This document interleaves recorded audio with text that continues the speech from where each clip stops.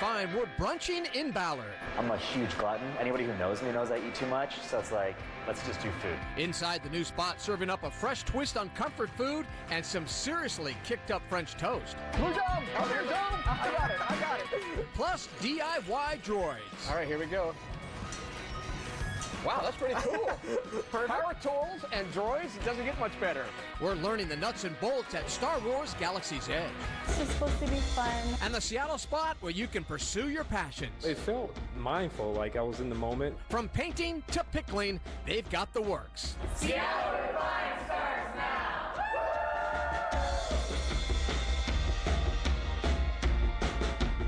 Everybody, welcome to Seattle Refined. I'm Guard Swanson. Well, if you ever spend time in Ballard, you know it's a restaurant hub. New ones are popping up all the time. But there's one spot that caught our attention with three simple words: cereal French toast. So we sent Refined's Brandon Burnstead to check it out in this edition of Neighborhood Nosh. For Neighborhood Nosh, we love to showcase restaurants that have been fixtures in the community for decades. But every once in a while, I hear about a new spot and know I've got to check it out. That's why today we're in Ballard. This is my new friend Watson, and this is Watson's Counter.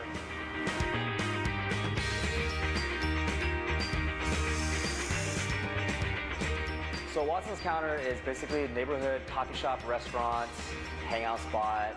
You know, the original vision was kind of just to be a place where we serve good food, good coffee, and then we'll want people to come and hang and also be comfortable with us. James Lim is Watson's human and the owner of this spot.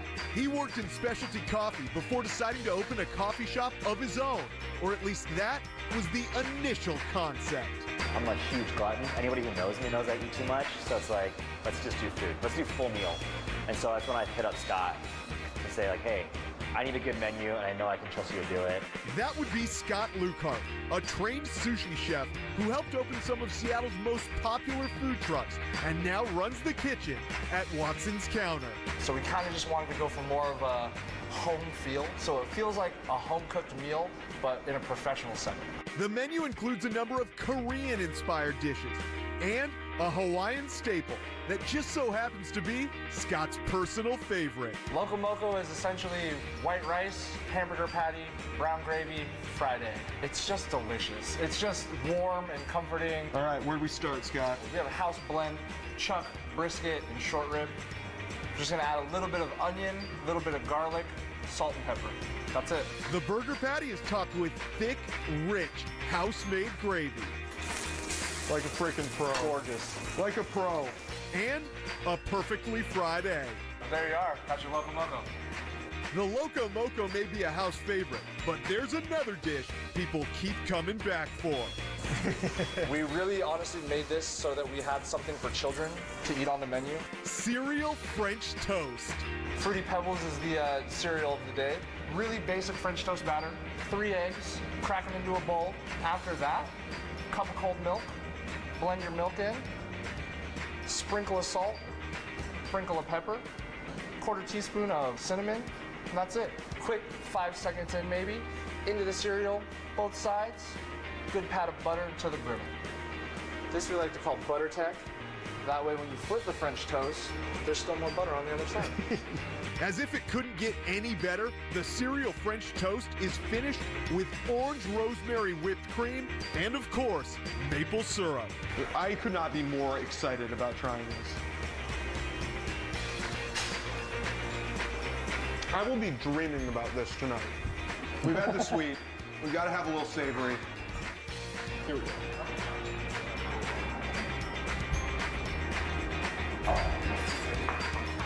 It's out of control.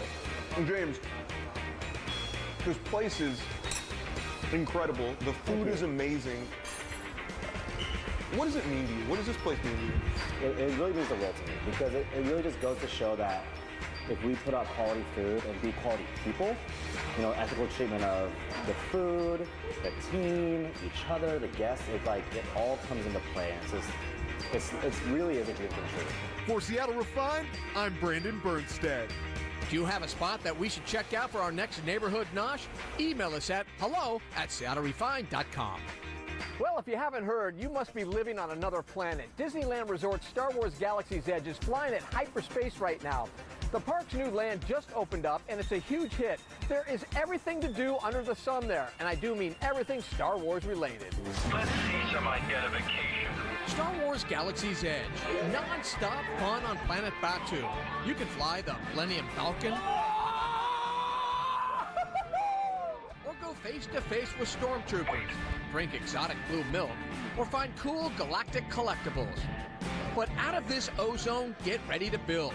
Let's start with your very own lightsaber. You assemble the saber at Sabi's workshop, where tons of unusual parts from far reaches of the galaxy were collected. Then put your saber to life with the power of kyber crystals. They're going to teach you the ways of the old Jedi and how to assemble your saber. You can pick from a bunch of different parts and pieces to customize it and make it your own.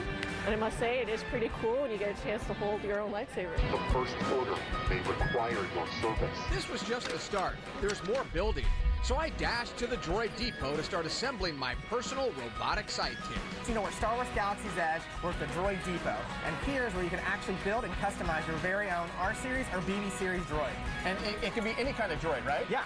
So right All right, behind let's you, do it. Yeah, you see this conveyor belt? All of the different parts and pieces are coming off, and you can actually build whichever one you want. All right, Cody, I'm going to put you to the test. What's this right here? That is an R4 dome. At the Droid Depot, there are 280,000 different combinations of droids that you can build. Time to get busy. All right, help me build something. What should we do? Okay, so what color? What's your favorite color? Oh, gosh, probably blue or green. Okay, blue. So let's build a blue R-Series. So there's the canister there. Okay. Goes into the basket. Yep.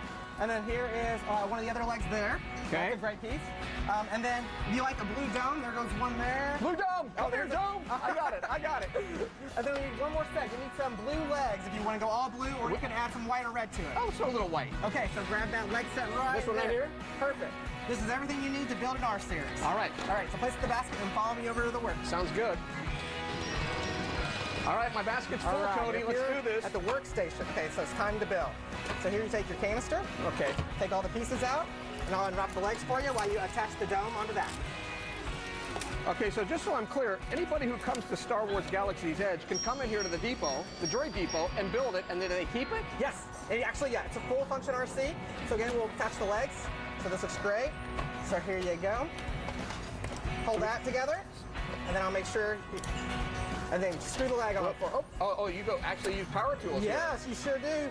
So again, it's your own droid that you're building and bringing to life. Look at that. Okay. All right, I got to use the power tool. Yeah, there you go. All right, here we go. Wow, that's pretty cool. Power tools and droids, it doesn't get much better. Place the middle leg inside. I know, it's a great experience. This is awesome. After a few more minutes of assembly, we were getting close to wrapping up. And get this, once we're finished, all droids will interact with other astromech droids and Bluetooth-enabled elements around the park. So the fun doesn't stop at Droid Depot. But we still had to bring my droid to life. Are you ready? I'm ready. Okay, now press the red button. Here we go, activate. I can hear it. So your droid has now been activated. It's ready for your adventures through Black Spire Outpost. And again, it's a full function remote control. So go ahead and press that button right there. Okay. And you can see you activate the sound, move that right and left for the dome. Oh, look at that. How sweet is that? It's amazing. All right, Cody, man. Oh, I got my droid. I'm ready to go. Enjoy Black Spire Outpost. All right, you got it. Thanks, See ya. buddy. We had so much fun at Star Wars Galaxy's Edge that we want to send you and your family to the Disneyland Resort. Just head to the contest page on SeattleRefined.com for all the details and to enter for a chance to win. Seattle Refined is just getting started. Coming up, rev your engines. We're checking out a very vintage patrol car at a special museum in Tacoma.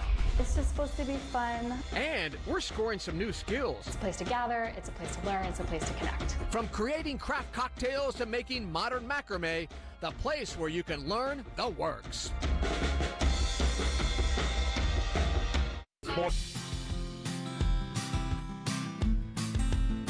Welcome back to Seattle Refined. There's a cool new place on Capitol Hill whose whole mission is bringing people together to create.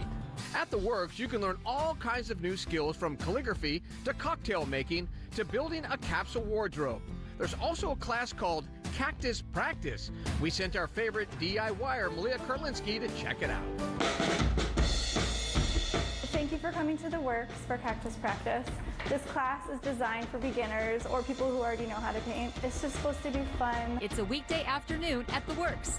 People have dipped out of their daily routines to dip in to learning how to create with watercolors. When you put water on paper, wherever the water goes, the paint is going to follow. Here they offer students equal part education and encouragement. Yeah, that's really nice. So yeah, get a feel for each of the colors so that when you do dive into your little cactus, you kind of know what your palette is looking like. This special spot was created by Kelly Phelan.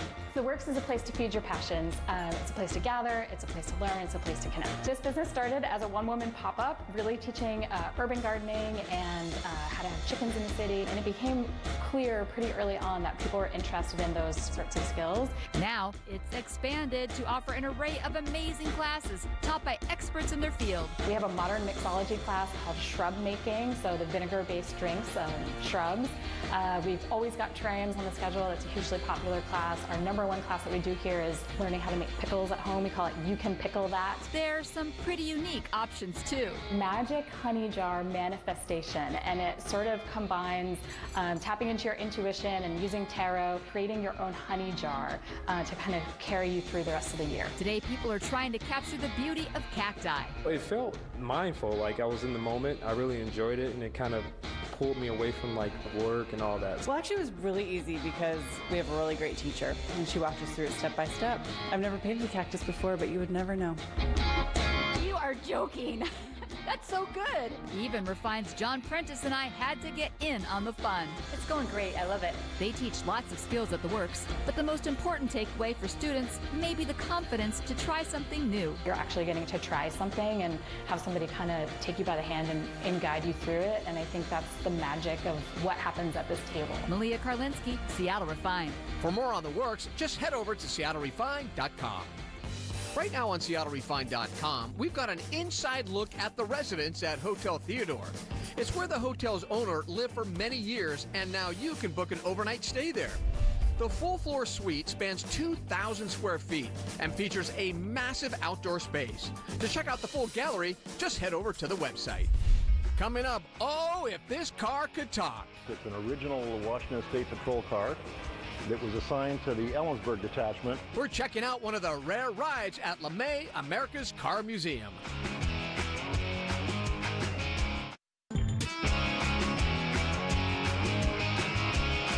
Welcome back to Refine. I'm Guard Swanson. Well, summer is just around the corner, and when the sun is shining, you are likely to catch a glimpse of some pretty cool cars. But if you want to check out some seriously rare rides, you've got to head to Tacoma and LeMay, America's Car Museum. Here's Refine's resident car nut, John Prentice, with the first of Refine's summertime rides. LeMay, America's Car Museum in Tacoma, is the Pacific Northwest's world-class destination for cool cars. It's 165,000 square feet. We have 4 levels, and at any given time, we have over 300 vehicles on display. We have special displays all the time, and so whenever you come, you can get to see something new. Today, we're checking out this very special 1949 Ford on loan from Seattle's Metropolitan Police Museum. Wow, Jim, what do we got here? Well, we've got a 1949 Ford shoebox. It's an original Washington State Patrol car that was assigned to the Ellensburg detachment up until about 1953. And it looked like this the whole time? Oh gosh, no. The museum located it years ago in a garage in Westport in pieces. Upon further investigation, we verified that it was an original Washington State Patrol car, the oldest in our collection. And we've spent the last 6 years restoring it. The 1949 police equipment was basically a radio. A lot of them were unreliable, but they were better than nothing. The only other thing this had on it was a red spotlight, an antenna on the roof, and a stretcher in the back for the officers to help people who may have been injured in accidents, because they didn't have an ambulance service back in those days. So the troopers would have to load the person in the car and take them to the closest hospital. How cool is it to see it done like this? It's wonderful, especially since we were on a timeline. We had a trooper who's 93 years old who may have actually driven this car, and we wanted to make sure we got this restored before he passed. And luckily we did, and we had the privilege of having him here. It's a great experience to be able to do this, not just to find a car this age, but to find the person who may have driven it. Being a cop myself, I love the history of policing, and to see something like this that survived for 70 years is nothing short of astounding. John Prentice, Seattle Refined. This vintage WSP Cruiser will be on display until Father's Day, so if you want to see it, you better get going. For more information on LeMay, America's Car Museum, head over to our website.